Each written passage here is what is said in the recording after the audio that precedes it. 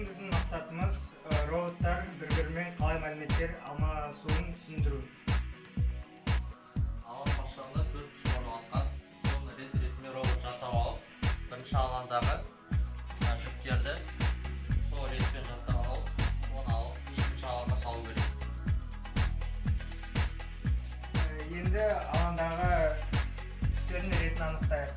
Бірінші алан басындағы түстерді анықтайық.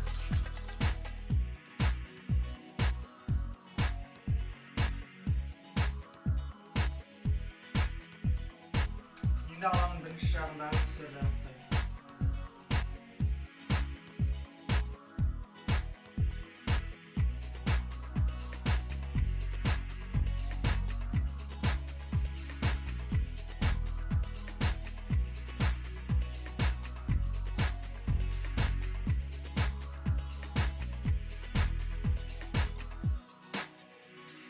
Енді алаңның екінші жағындағы түстерді анықтайық.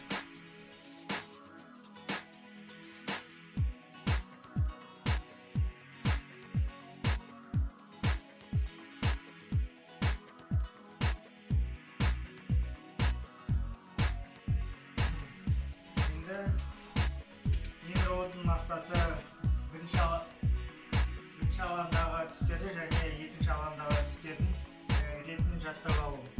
Содан кейін сол мәліметтерді Bluetooth арқылы телефонның роботына жібереді.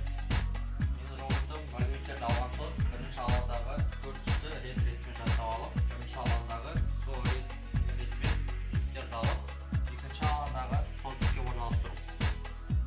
Роботтарды іске қосайық.